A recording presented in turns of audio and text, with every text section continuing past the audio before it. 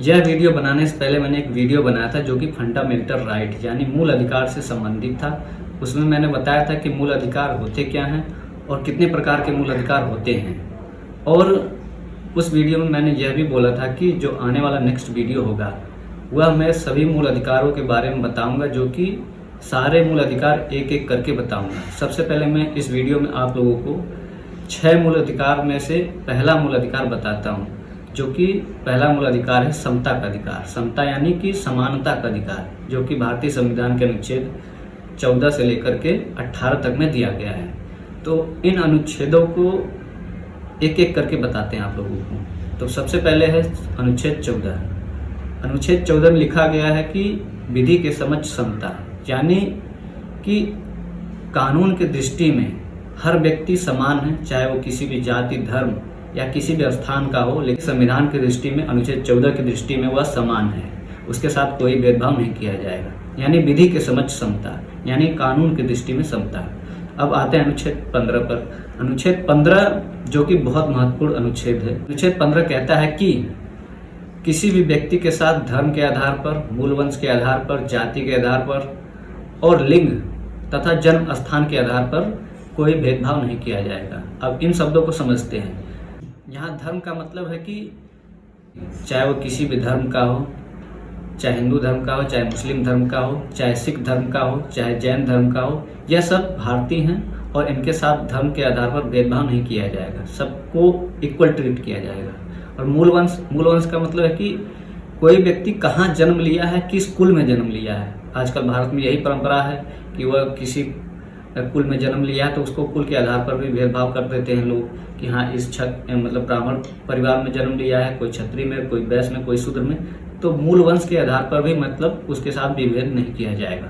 अब बात करते हैं जाति के आधार पर। अब जाति का मतलब है कि कोई इस देश में हिंदू, मुस्लिम, जैसे कोई व्यक्ति कहता है अरे तुम इस जाति के हो, उस जाति के हो, तो कोई भी व्यक्ति किसी के साथ जाति के आधार पर भी भेदभाव नहीं कर सकता है।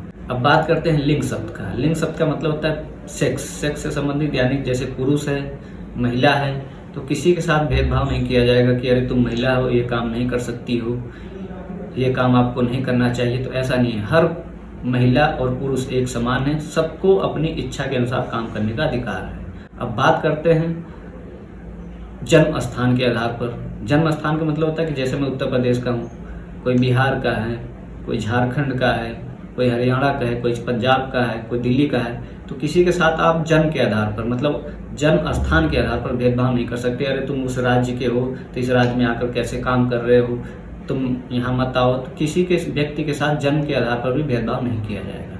यह आर्टिकल 15 बात करता है। और आर्टिकल 15 में आप लोगों को बता दूं एक महत्वपूर्ण बात, अनुच्छेद 15(3) है, वह स्पेशली महिलाओं के आरक्षण की बात करता है कि यदि कोई महिला सामाजिक दृष्टि से पिछड़ी है तो उसको भी आरक्षण दिया जाएगा। यह महिलाओं के आरक्षण की बात करता है। अब अनुच्छेद 15(4) की बात करते हैं। अनुच्छेद 15(4) में कहता है कि जो व्यक्ति शैक्षणिक और सामाजिक रूप से बहुत पिछड़ा वर्ग है उसको भी आरक्षण दिया जाएगा।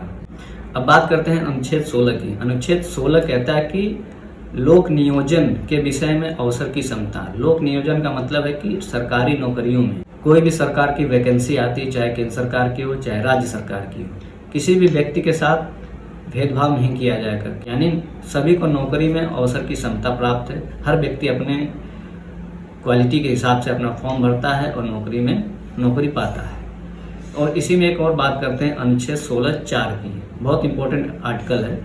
अनुच्छेद 16(4) कहता है कि राज्य की नज़र में अगर कोई भी समाज यानी अन्य पिछड़ा वर्ग जो सामाजिक रूप से पिछड़ा है और राज्य को लगता है कि यह नौकरियों में इनकी संख्या कम है, तो उनको आरक्षण की व्यवस्था की जाए। यह अनुच्छेद 16(4) कहता है।